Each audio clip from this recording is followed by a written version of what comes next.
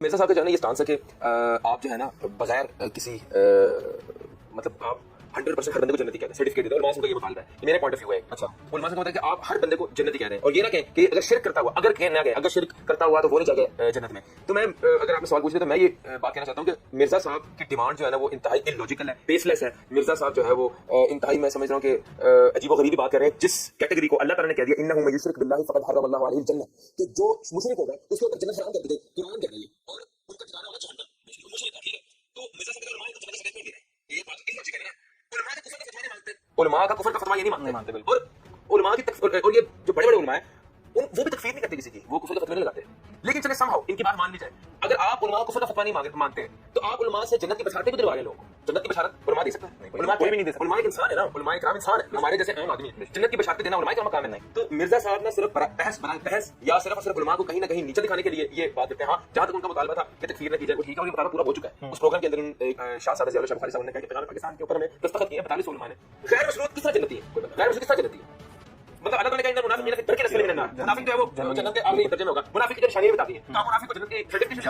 عالم کا تو یہ کام نہیں ہے نا، میں نے اپنا انالیسس دے رہا ہوں۔ مشرک کو کہتے ہیں مشرک کو جنت کی بشارت ہو، مشرک کو علماء کہتے ہیں جنتی ہے، عالم یہ کہتے ہیں کہ ہر فرقہ جنت میں جائے گا اگر وہ شرک نہ کرتا ہو، یہ علماء کرام کہتے ہیں، اور بالکل ویلڈ پوائنٹ ہے، کیونکہ اللہ تعالیٰ کی بات کو رد کرنے کا حکم کہیں بھی نہیں ہے، عالم بھی نہیں کر سکتا اللہ کی بات رد کرنے۔ مرزا صاحب پرووک کرتے ہیں علماء کو کہ اللہ کی بات کو رد کرو، قرآن کو رد کرو، علماء کو یہ پرووک کرتے ہیں۔ یہ مرزا صاحب نے بڑے قریب سے دیکھ کے یہ بات کی ہے، اور مرزا صاحب کی یہ بات فرقہ واریت کے اوپر کون نہیں کرتا ہے؟ ہم بھی نہیں کرتے فرقہ واریت کے اوپر۔ ان کا مطالبہ ہے علماء سے کہ جنت کا سرٹیفکیٹ دے دو مشرک کو، ان کو یہ بات چبھتی ہے۔ عالم جو کہتا ہے نا کہ یار تمام فرقے تمام مسلمان جنت میں جائیں گے سوائے اس کے کہ جو شرک کرتا ہوگا، سوائے اس کے۔ تو اللہ تعالیٰ نے یہی کہا ہے، یہ کہتے ہیں رب کا رد کرو، ان کا یہ کہ رب کا رد کرو، اللہ تعالیٰ قرآن کو رد کرنے پہ علماء کو پرووک کرتا ہے، علماء نہیں کرتے۔ یہی ان کا علماء کا اختلاف ہے، چاہے آپ اسے ان کو چیلنج ہے، میں 10 علماء کو بلا لیتا ہوں، 10 کے 10 علماء یہ بات کریں گے، میری علماء سے بھی اچھی سیٹنگ ہے۔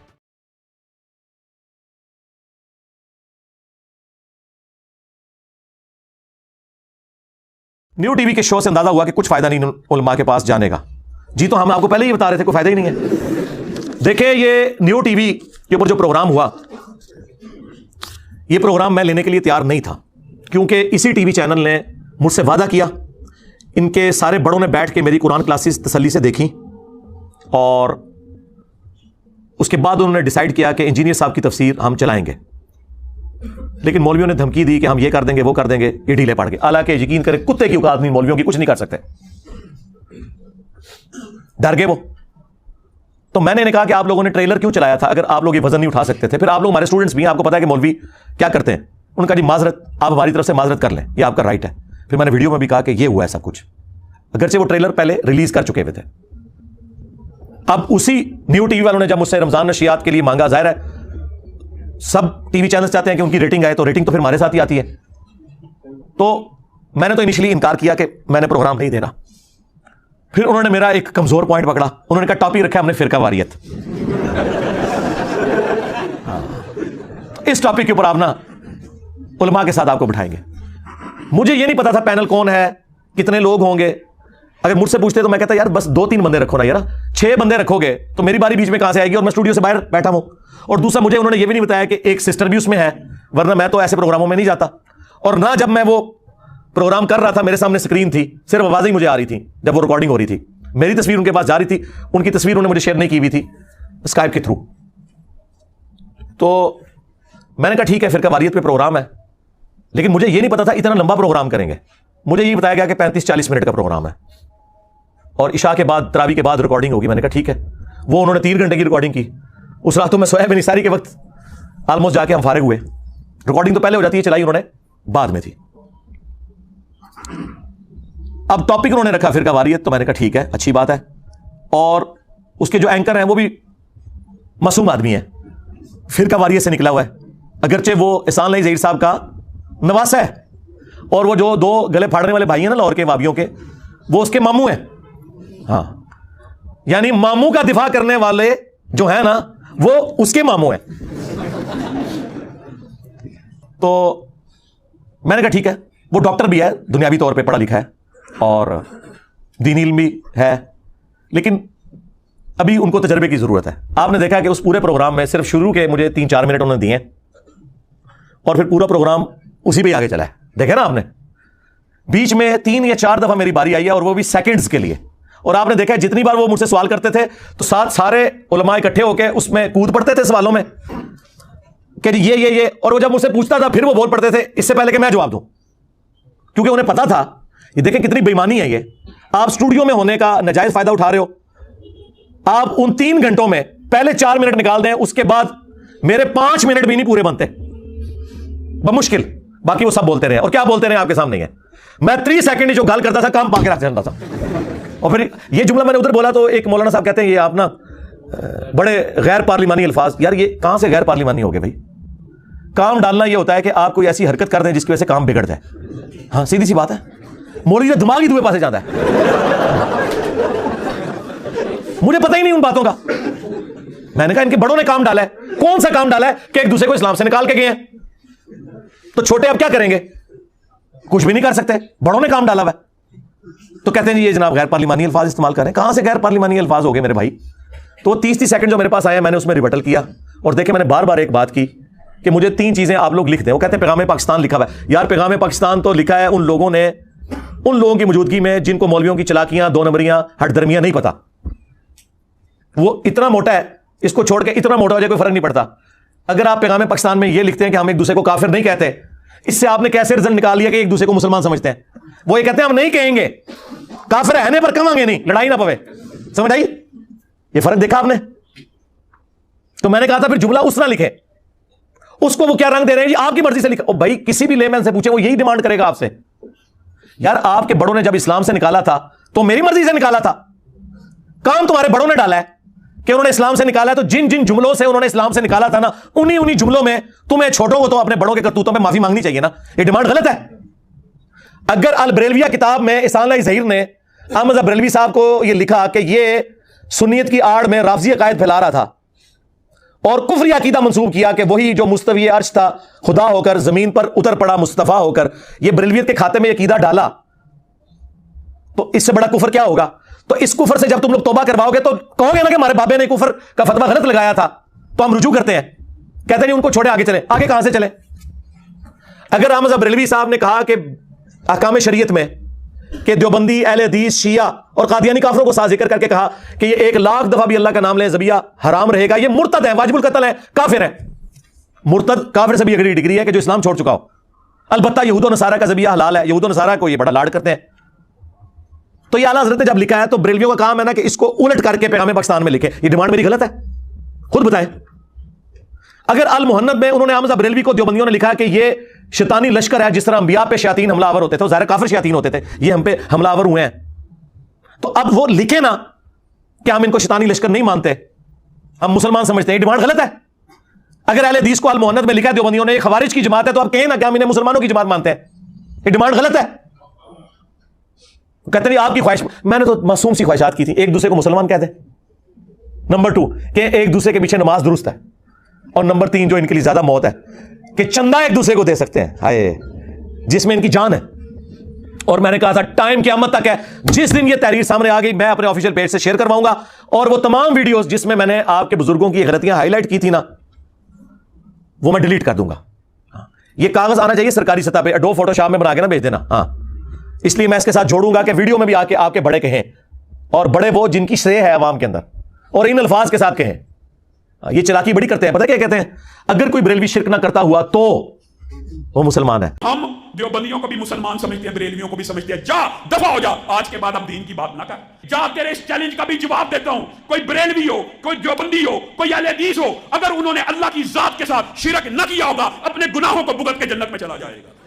اور بریلوی کہیں گے اگر کوئی اہل حدیث گستاخ رسول نہ ہوا تو, اگر کوئی دیوبندی گستاخ رسول نہ ہوا تو, ایڈی شرطاں لاندے جنا, وہ مطلب یہ ہوتا ہے کہ اے چونکہ اے نہیں نے یا اے این ہے لہذا فتویٰ او والا لگے گا.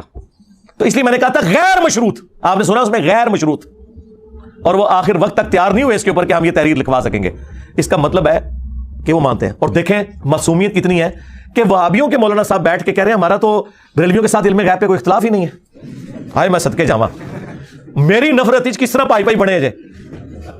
تو اس کے جواب میں نے کہا تھا شاہ صاحب جب آپ یہاں سے نکلیں گے نا, آپ کی عوام اور آپ کے مولوی آپ کو جواب دیں گے. یہ شاہ صاحب ان کے بڑے علماء میں سے, میں بڑی عزت کرتا ہوں کیونکہ وہ ہمارے استاد مولانا اسحاق صاحب سے بڑی محبت کرتے ہیں, اور خلافت و ملوکیت کے حوالے سے ان کا وہی سٹانس ہے جو ہمارا ہے, اگرچہ وہ پبلکلی اس طرح بیان نہیں کرتے.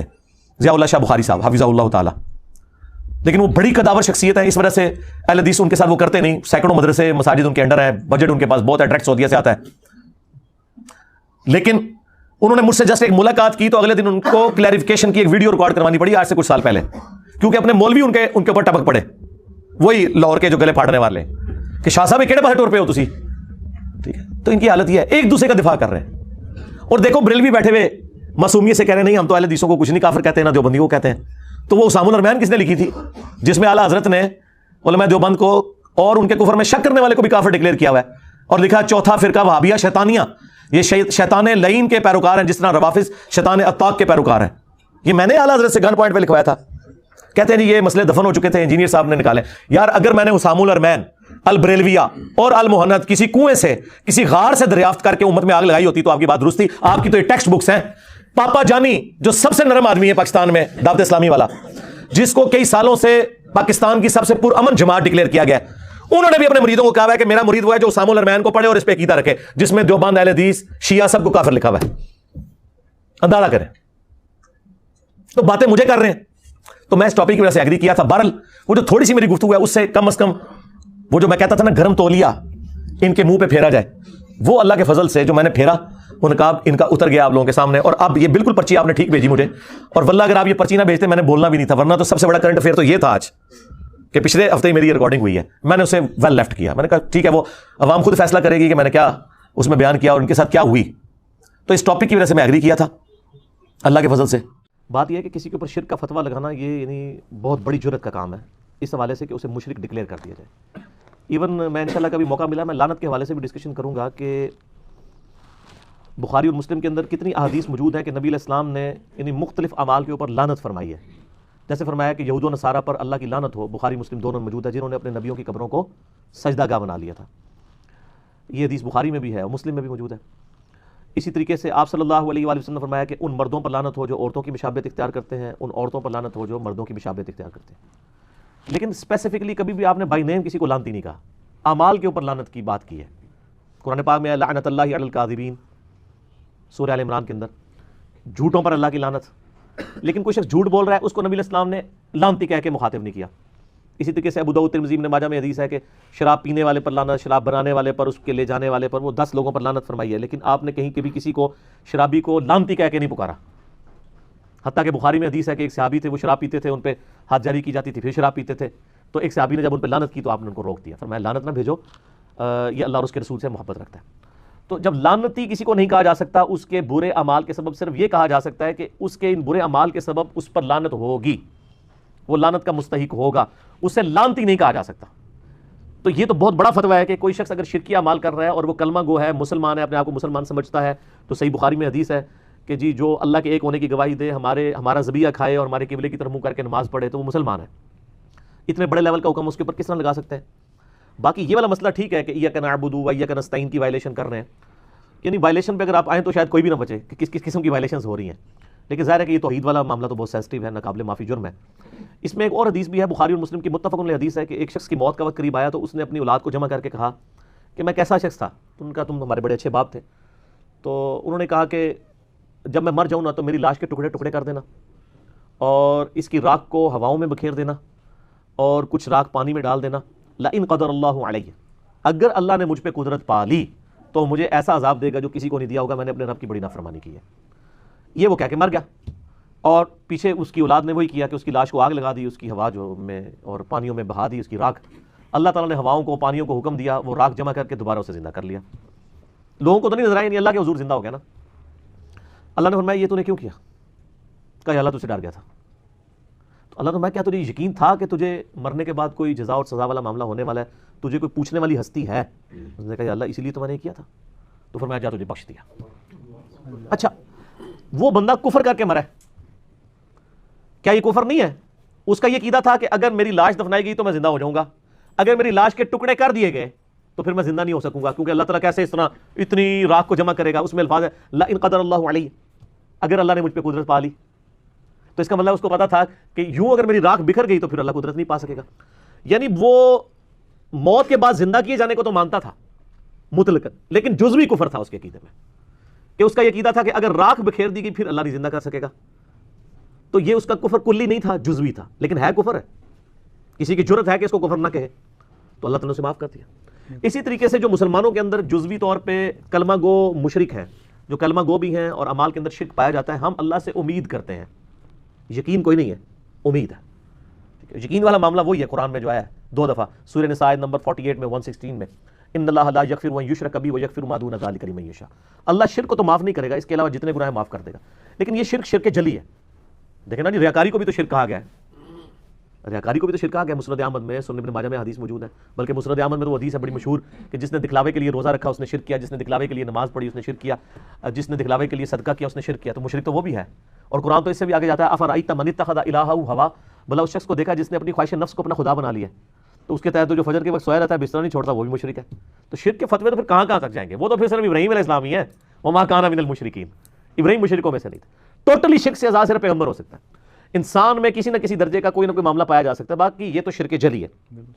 ہم اس کے اوپر ٹالرنس اس لیے کرتے ہیں کہ یہ جو فتویٰ بازی ہے، کسی کو اسلام میں داخل یا نکالنے کا کام جو ہے یہ پیغمبروں کا ہے۔ آج تو آپ اس کو تو چھوڑ دیں، یہ سارے فرقے ایک دوسرے کو اسلام سے خارج کیے بیٹھے ہوئے ہیں۔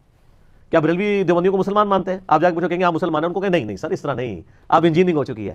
آپ اپنے پیڈ کے اوپر لکھ کے دے، کوئی دیوبندی مفتی یا کوئی بریلوی مفتی، بریلوی سے شروع کرتے ہیں وہ زیادہ ہے، کہ ایک بریلوی مفتی لکھ دے کہ ہم اپنے علاوہ سارے فرقوں کو دوزخی اور گمراہ سمجھتے ہیں، لیکن ہمارا عقیدہ ہے کہ چونکہ ہے تو کلمہ کو مسلمان ہے، ایک نہ ایک دن جنت میں چلے جائیں گے، یہ لکھ کے دیں گے تو کیا مطلب ہے؟ وہ کافر مان رہے ہیں، لیکن پبلک پریشر کی وجہ سے کہہ نہیں رہے۔ اسی طرح دیوبندی بھی لکھ کے دے دیں کہ ہم بریلوی کو، اہل حدیث کو، شیعہ کو اگرچہ گمراہ اور بدعتی مانتے ہیں لیکن ہے تو مسلمان ہے، ایک نہ ایک دن دوزخ سے عذاب بھگت کے جنت میں چلے ہی جائیں گے۔ تو سر اگر یہ نہیں لکھ کے دے رہے تو کیا مطلب ہے؟ یہ کافر سمجھ رہے ہیں، ٹھیک ہو گیا؟ تو یہ چونکہ یہ کافر کہہ رہے نہیں رہے لیکن مان رہے ہیں اندر سے، اور یہ آپ کو لکھ کے دینے کے لیے تیار نہیں ہوں گے یہ بات کہ جی ہم جنت کی بشارت دیتے ہیں کہ ایک نہ ایک دن تو، ویسے مسلمان کا تو یہ بخاری مسلم میں حدیث ہے نا کہ جس نے ایک دفعہ بھی صدقے دل سے لا الہ الا اللہ پڑھا ہے، ایک نہ ایک دن تو وہ دوزخ سے نکال کے جنت میں پہنچ جائے گا۔ یہ آپ کے کلموں کو ماننے کے لیے تیار نہیں ہے عوام الناس کے اندر جو انہوں نے عقیدہ پروپیگیٹ کر دیا علماء کا، تو ہم تو ان کے اس پیٹرن کے اوپر نہیں چل سکتے، ہم صرف غلطی ہائی لائٹ کرتے ہیں۔ آج سے 10 سال پہلے میں بریلوی سے اہل حدیث کی طرف چلا گیا تو مجھے ایک توحیدی بھائی نے کہا کہ آپ اپنے فوت شدہ بے نمازی باپ کے لیے دعائے مغفرت نہیں کر سکتے کیونکہ بے نمازی کافر ہوتا ہے اور کافر کے لیے دعائے مغفرت سورہ توبہ میں منع ہے۔ یہ توحیدی بھائی جو ہے نا یہ بڑے خطرناک ہیں اس حوالے سے، اور یہ اتنے خطرناک ہیں کہ ان کے ماں باپ میں سے اگر کوئی بریلوی یا کوئی دیوبندی ہو تو یہ تو اپنے ماں باپ کے جنازے میں نہیں پڑھتے اور کہتے ہیں کہ جی یہ مشرک ہیں اور مشرک۔ سر کلمہ گو مشرک اور کافر مشرک میں فرق ہے۔ کلمہ گو مشرک کی تکفیر نہیں ہو سکتی جب تک کہ کفر بوا اس کے اندر نہ پایا جاتا ہو۔ میرا حالیہ دنوں میں ایک کلپ چڑھا ہے، میں سمجھتا ہوں میری زندگی میں ایک اہم ترین کلپ ہے، میں تکفیر کیوں نہیں کرتا۔ اس میں نے کئی ایک دلائل دی ہیں کہ جو بندہ اللہ رسول آخرت کو مانتا ہے، ختم نبوت کو، قرآن کو مانتا ہے، اپنی گمراہیوں کے باوجود آپ کلمہ کو مشرک یا بدعتی یا گمراہ تو اسے کہہ سکتے ہیں، کافر نہیں کہہ سکتے، چونکہ کافر نہیں کہہ رہے تو آپ اس کے لیے دعائے مغفرت کریں گے۔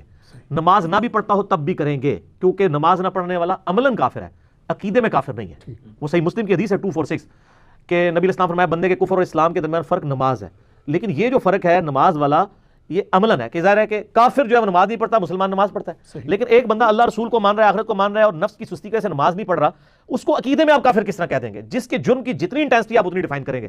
اب آپ کہیں گے جی اس کا ثبوت دیں، تو سر ثبوت حاضر ہے، بخاری مسلم دونوں میں حدیث موجود ہے۔ نبی صلی اللہ علیہ وآلہ وسلم نے فرمایا کہ جب اللہ تعالیٰ مجھے شفاعت کا اذن دے گا تو میں جہنم کی طرف جاؤں گا، اور جتنی اللہ میرے لیے تعداد مقرر کرے گا میں ان لوگوں کو جہنم سے نکال کے جنت میں لے آؤں گا، بار بار جاؤں گا، بار بار جاؤں گا، حتیٰ کہ الفاظ ہیں کہ میں اس شخص کو بھی دوزخ سے نکال دوں گا جس نے زندگی میں، جس کے پلے کوئی نیکی نہیں ہوگی سوائے ایک نیکی کے، اس نے ایک دفعہ لا الہ الا اللہ کہا ہوگا۔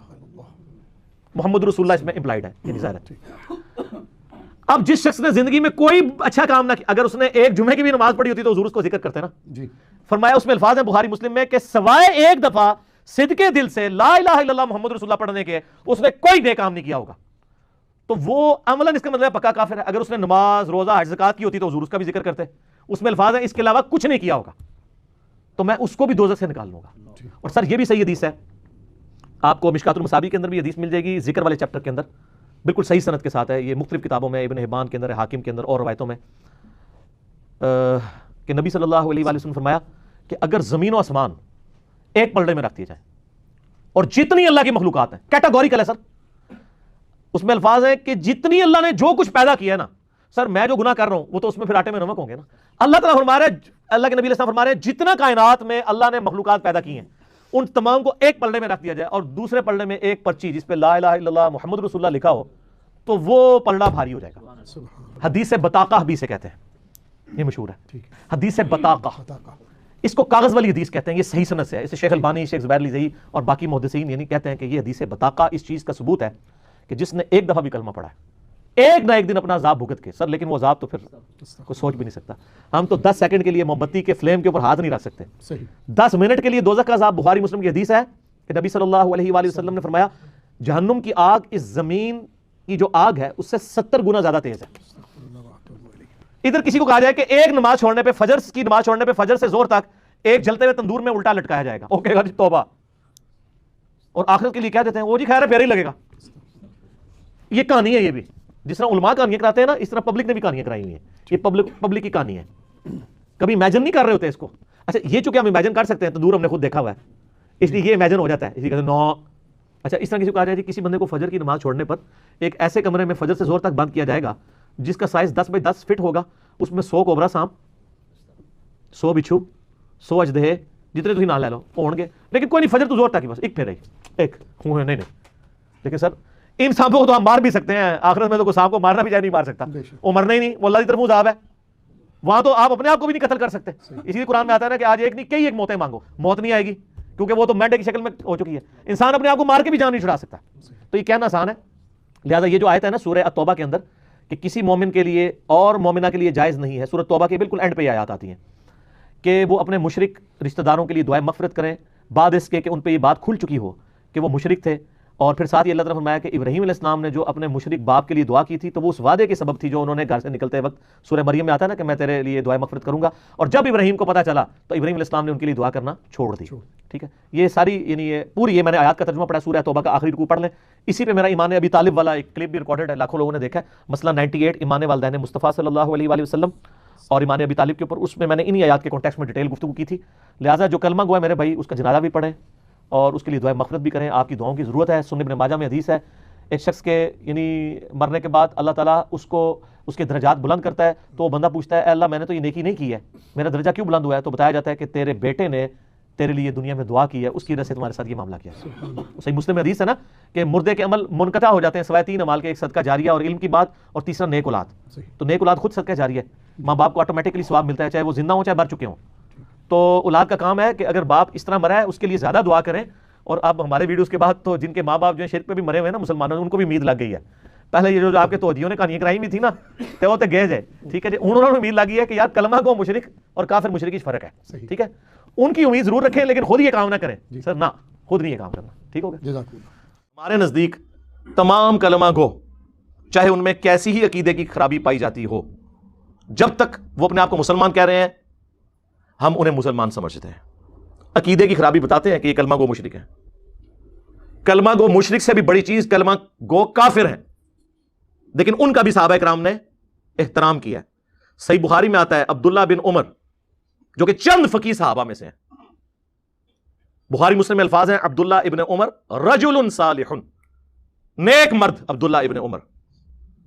اور یہ 3 عبداللہ نام کے بندے صحابہ میں موسٹ سمجھ لیں انٹلیکچوئل اور فقیہ اصحاب تھے. نمبر 1 عبداللہ ابن مسعود، نمبر 2 عبداللہ ابن عمر، اور نمبر 3 عبداللہ ابن عباس رضی اللہ عنہم اجمعین وعلیہم السلام اجمعین. ان میں سے ایک عبداللہ بن عمر بخاری میں امام بخاری خوارج والے چیپٹر میں لے کے آئے ہیں اس حدیث کی ہیڈنگ کے اوپر کہ عبداللہ بن عمر مخلوق میں سب سے بدترین خوارج کو شمار کرتے تھے کیونکہ وہ کافروں والی آیات مسلمانوں کے اوپر لگایا کرتے تھے.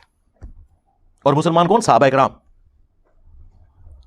عبداللہ بن عمر خوارج کو بدترین مخلوق کیوں شمار کرتے تھے کہ وہ صحابہ کرام کو کافر کہا کرتے تھے.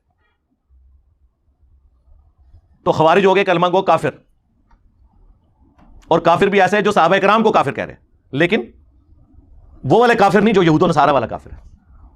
کیوں؟ سنن الکبریٰ البیہقی میں موجود ہے کہ عبداللہ بن عمر خوارج کے پیچھے نماز بھی پڑھتے تھے، ان کے سلام کا جواب بھی دیتے تھے، اور خوشبیہ کے پیچھے بھی. خوشبیہ کہتے ہیں مختار سقفی کے ماننے والوں کو. لہٰذا یہ جو انہوں نے ڈھکوسلا مچایا نا کہ مختار سقفی نے جو ہے وہ دعوی نبوت کیا تھا وہ تو فارغ ہو گیا. اگر اس نے دعوی نبوت کیا ہوتا تو عبداللہ بن عمر اس کے پیچھے نماز پڑھتے. چونکہ قاتلین حسین کو کیفر کردار تک پہنچایا تھا نا مختار سقفی نے، تو انہوں نے پھر اس سے بدلہ اتارا اس طرح کا جھوٹا بلیم لگا کے اس کے اوپر. تو اس میں الفاظ ہیں سنن الکبریٰ البیہقی میں، حالانکہ خوارج مسلمانوں کو قتل کر رہے تھے. عبداللہ بن عمر فرماتے تھے جب تک ان کی مساجد سے حی علی الصلاۃ حی علی الفلاح کی آوازیں آئیں گی، ہم ان کے سلام کا جواب بھی دیں گے، اور ظاہر ہے کہ حی علی الفلاح کا جواب بھی دیں گے، اس سے مراد نماز پڑھنا ہے، صرف اذان کا جواب یہ تو نہیں ہے، پریکٹیکلی جواب ہے۔ لیکن اگر یہ ہمیں کہیں گے کہ ہم اپنے مسلمان بھائیوں کو قتل کریں تو پھر ہم ان سے الگ رہیں گے۔ تو وہی عبداللہ بن عمر جن کے بارے میں بخاری میں آیا، وہ کہتے ہیں کہ خوارج بدترین مخلوق ہیں، انہی کے بارے میں سنن کبری البیہقی میں آیا، وہ ان کے پیچھے نمازیں پڑھتے ہیں۔ تو نماز کس کے پیچھے وہ پڑھ رہے ہیں؟ کلمہ گو کافروں کے پیچھے، جو صحابہ کرام کو اس زمانے میں کافر کہتے تھے، اور عام صحابی نہیں، مولا علی علیہ السلام کو۔ آج اگر کوئی صحابہ کرام کے بارے میں بکواس کرتا ہے تو آپ اس کی علمی اصلاح کریں بجائے اسے کافر کہنے کے۔ یہی سبق ملا نا اسے، اور کیا ملا؟ مولا علی سے پوچھ لیں، المصنف ابن ابی شیبہ میں مولا علی سے پوچھا گیا یہ خوارج کیا یہ کافر ہیں؟ انہوں نے فرمایا یہ کافر نہیں ہے، یہ کفر ہی سے تو بھاگے ہیں، انہیں یہ گمان ہوا کہ میں کافر ہو گیا ہوں تو مجھ سے دور بھاگے ہیں، تو یہ کافر کیسے ہو سکتے ہیں؟ اڈا جگرا ہے کہ سیدھا یہ مولا علی دے جگرا ہے کہ مولا علی کو جو کافر کہہ رہے ہیں، مولا علی کہہ رہے ہیں کہ یہ مجھے جو کافر سمجھ رہے ہیں نا، تو یہ دلیل ہے اس بات کی یہ کفر سے نفرت کرتے ہیں کہ مجھے بھی نہیں انہوں نے چھوڑا۔ انہوں نے تو بخاری مسلم کی حدیث فٹ نہیں کی کہ جس نے مسلمان کو کہا کافر تو کفر اس کی طرف لوٹ جائے گا، انہیں پتا تھا یہ تعویل کی غلطی کی وجہ سے کہہ رہا ہے۔ آج بھی اگر کسی صحابی کو کوئی کافر تعویل کی غلطی کی وجہ سے کہتا ہے تو کفر اس کی طرف نہیں لوٹے گا، اور اگر جان بوجھ کے کہتا ہے سمجھتے ہوئے کہ وہ مسلمان تھا، وہ تو صحابہ کو تو چھوڑ دیں، آج بھی کسی ایک عام مسلمان کو بھی کوئی کافر کہہ دے تو وہ کافر ہو جائے گا۔ اس مسئلے کو سمجھیں۔ میری بعض لوگوں نے بات چالی کہ جی آپ نے کہا تھا حضرت ابوبکر کی صحابیت کا انکار کرنے والا جو ہے وہ کافر ہے، اور دوسری طرف آپ کہتے ہیں کوئی گالی دے تو وہ کافر نہیں، کو کافر بھی کہے تو کافر نہیں۔ یہ علمی بحثیں ہیں بھائی، بخاری مسلم دونوں میں حدیث ہے۔ ابن ابی بلتا نے نبی علیہ السلام کی جب مخبری کر دی تھی، کافروں کو بتا دیا کہ حضور مکے پہ چڑھائی کرنے والے ہیں، نبی علیہ السلام کو اللہ نے وحی کے ذریعے بتایا، مولا علی کو بھیجا، انہوں نے اس عورت کے جوڑے سے وہ خط برآمد کیا، اور جب وہ خط آیا نبی علیہ السلام کی بارگاہ میں، حضرت عمر نے کہا یا رسول اللہ اجازت دے میں اس منافق کا گلا کاٹ دوں جس نے آپ کے ساتھ یہ غداری کی ہے۔ حضور نے فرمایا عمر چھوڑ دو، اصحاب بدر کی اللہ نے اگلی پچھلی خطائیں معاف کر دی ہیں۔ نبی کا غدار، اور نبی اس کی تعویل کیا کر رہے ہیں کہ یہ دنیا کی محبت سے مغلوب ہو کے اس نے کیا، یہ منافق نہیں ہے، اور حضرت عمر کیا کہہ رہے ہیں یہ منافق ہے۔ اب حضرت عمر سے توبہ کروانی چاہیے تھی نا حضور کو، نہیں کروائی، کیوں؟ اس پہ امام بخاری نے باقاعدہ باب باندھا یہ مسئلہ سمجھانے کے لیے کہ اگر کوئی اپنی تعویل کی غلطی کی وجہ سے کسی کو کافر اور منافق کہہ لے تو اس کے اوپر وہ فتویٰ نہیں لوٹتا۔ آپ کو سمجھ آئی بات؟ ورنہ حضور کا کام تھا نا، واجب تھا، نبی پہ تو واجب ہوتا ہے کہ وہ کہتے ہیں کہ توبہ کرتے اس طرف کفر لوٹ گیا، تو نے ایک بدری کو کہا ہے۔ تو آج بھی اگر کوئی اس طرح کہتا ہے تو وہ اپنی تعویل کی غلطی کی وجہ سے کہہ رہا ہے، کوئی شخص صحابی کو صحابی سمجھتے ہوئے نہیں کہے گا۔ یہ پیورلی علمی بحثیں ہیں جو میں پبلک میں لے آیا ہوں، اور یہ اسے ایکسپلائٹ کر رہے ہیں، لیکن ان کو یہ پتہ نہیں ہے کہ یہ لوگ اسکول سے بھاگے تھے تو مدرسے میں گئے تھے، کالجز اور یونیورسٹیز کے اسٹوڈنٹس تو ان باتوں کو سمجھتے ہیں، یہ کتنی لاجیکل گفتگو ہو رہی ہے۔ تو مولا علی نے کہا یہ کافر نہیں ہے۔ پوچھا گیا منافق ہے؟ کہا قرآن تو کہتا ہے منافق تو اللہ کا ذکر بڑا تھوڑا کرتے ہیں، یہ منافق بھی نہیں، یہ تو اتنی لمبی نمازیں پڑھتے ہیں۔ پھر پوچھا گیا بھی کافر بھی نہیں، منافق بھی نہیں، وہ پیچھے مسلمان ہی بچ گئے نا۔ سورۃ البقرہ میں 3 ہی کیٹیگریز آئی ہیں، اہل ایمان، کافر اور منافق، چوتھی تو کوئی کیٹیگری نہیں ہے۔ فرمایا یہ ایک جماعت ہے جس نے ہم سے بغاوت کی ہے، یعنی ہمارے لوگ ہیں، ہم سے باغی ہوئے ہیں۔ تو مولا علی نے یہ گڈ جیسچر دیا اور وہ دروازہ فتنے کا بند کر دیا۔ مولا علی اس امت میں مثال ہیں اور ہمارے لیے علم کا مرکز ہیں ان معاملات میں جن میں اگر کوئی مسلمانوں کا گروہ باغی ہو جائے کہ ایک حکمران نے ان کو کیسے ٹریٹ کرنا ہے۔ اور مولا حسین علیہ السلام اس چیز میں امت کے امام ہے کہ اگر مسلمانوں کا حکمران باغی ہو جائے تو رعایا نے کس طریقے سے اس کو ریئیکٹ کرنا ہے۔ اس سے بھی بڑھ کر صحیح بخاری میں باقاعدہ باب باندھا امام بخاری نے باغی اور بدعتی کے پیچھے نماز پڑھنے کا حکم۔ پہلے تو 694 نمبر پہ حدیث لے کے آئے امام بخاری کہ نبی علیہ السلام نے کہا کہ عنقریب ایسے امام آئیں گے جو تمہیں غلط نمازیں پڑھائیں گے، تم ان کے پیچھے نماز پڑھ لینا، ان کی غلطی کا وبال ان پر ہوگا۔ اسی لیے تو میں کہتا ہوں کہ مجھے کوئی حدیث بتائیں، کوئی حدیث بتائیں جس میں یہ آتا ہو کہ فلاں کے پیچھے نماز ہوتی ہے، فلاں کے پیچھے نہیں ہوتی۔ یہ ٹاپک سے آپ کو حدیث خالی نظر آئیں گی، صحابہ کرام کے فتوے نظر آئیں گے، وہ بھی نماز پڑھنے کے حق میں خلاف کوئی بھی نہیں نظر آئے گا۔ یہ سارے مولویوں کے لکھے ہوئے فتوے ہیں۔ اور 695 پہ جس پہ باب باندھا امام بخاری نے کہ باغی اور بدعتی کے پیچھے نماز پڑھنا درست ہے، حضرت عثمان ابن عفان رضی اللہ تعالیٰ عنہ خلیفہ راشد ان کا فتویٰ لے کے آئے کہ جب انہیں بلوائیوں نے محصور کر دیا، ایک صحابی کہتے ہیں میں حاضر ہوا کہ حضرت ہمارے امام تو آپ ہیں، یعنی حکمران بھی آپ ہیں، اور مسجد نبوی کی امامت بھی حکمران کرواتا تھا، مسجد پر فتنے کے امام کا قبضہ ہے، ہمیں خطرہ ہے کہ اس کے پیچھے نماز پڑھی تو ہم گناہ میں مبتلا نہ ہو جائیں، آپ بتائیں آپ ہمیں کیا حکم دیتے ہیں کہ ہم گھر میں نماز پڑھ دیں یا اس کے پیچھے پڑھیں؟ تو حضرت عثمان نے کہا کہ نیکی کے کاموں میں ان کا ساتھ دو، کیونکہ مسلمانوں میں اجتماعی نیکی کا کام ایک باجماعت نماز ہی تو ہے، نیکی کے کاموں میں ان کا ساتھ دو اور برائی میں ان سے الگ رہو۔ اس سے امام بخاری نے رزلٹ نکالا کہ خلیفہ راشد نے ہمیں یہ کہا ہے کہ باغی اور بدعتی کے پیچھے نماز پڑھنا درست ہے، اور دیوبندی اور بریلوی اور اہل حدیث جو آپ کو دھوکہ دیتے تھے نا کہ وہ یہودی مارنے کے لیے آئے تھے، تو اس کا مطلب ہے حضرت عثمان یہ بھی سمجھتے تھے کہ یہودی جو ان کے نزدیک یہودی تھے ان کے پیچھے نماز پڑھنا درست ہے. ہوں دسو کیا کرو گے؟ ماننا پڑے گا کہ مسلمان تھے. ہاں اہل بدعت تھے، خلیفہ راشد کے خلاف انہوں نے بغاوت کی، سب کچھ تھے، لیکن خلیفہ راشد کا آپ ٹیمپرامنٹ دیکھیں کیا ہے، وہ کہہ رہے ہیں نماز ان کے پیچھے ہو جائے گی. یعنی وہ کہتے تھے مجھ سے اختلاف کرنے کا مطلب یہ تو نہیں ہے کہ اسلام سے نکل گئے، نماز ان کے پیچھے ہوگی. اس کے بعد کوئی ہمیں لا کے کہ جی وہ فلانے امام نے یہ کہا کہ فلانے کے پیچھے نماز نہیں ہوتی. وہ اپنے مامیاں دے فتوے اپنے کول رکھو، مامو پارٹی سانو نہ کو فتوا دسو. ہم فتوا آپ کو بتا رہے ہیں عبداللہ بن عمر کا، اس سے بڑھ کر مولا علی کا اور حضرت عثمان کا. تو بابے تے امام تے شاہی کوئی نہیں سوری شاہی کوئی نہیں ان کے مقابلے پہ. ہم تو شاہی کوئی نہیں، ویسے اسی بھی بڑی شاہ ہوں بابے کے مقابلے ہاں کہانی کرا کے گئے سن. علیکم بسنتی و سنت الخلفاء الراشدین المہدیین. جامعہ ترمذی میں، سنن ابی داؤد میں، مشکات کے اندر بھی حدیث موجود ہے کہ تم پر میری سنت اور میرے خلفائے راشدین ہدایت یافتہ کی سنت لازم ہے. تو انہوں نے تو کبھی اس طرح انڈورس نہیں کیا. تو یہ ساری کی ساری چیزیں ہیں، یہ وہ دین ہے جو کتابوں میں ہے. اس لیے ہم کہتے ہیں کہ مرنے سے پہلے اے مسلمان کر لے اس پہ غور، کتابوں کا خدا اور ہے، بابوں کا خدا اور. یعنی بابے بھی اسی خدا کو مانتے ہیں لیکن ان کوالٹیز کے ساتھ نہیں جو وحی میں آئی ہیں. اور جب تو یہ غور کرے گا تو تیرے اندر سے آواز اٹھے گی کیا کہ نہ میں بابی نہ میں بابی، میں ہوں مسلم، علمی کتابیں. اور جب یہ آواز گلی گلی سے آئے گی نا تو انشاءاللہ تعالیٰ آپ سمجھ لیں کہ فرقوں کی دکانیں بند. The damage has been done. ہو گیا نا. صلو علی محمد و آل محمد، اللہم صلی علی محمد وعلی آل محمد واصحاب محمد وازواج محمد وامت محمد اجمعین الی یوم الدین. آمین.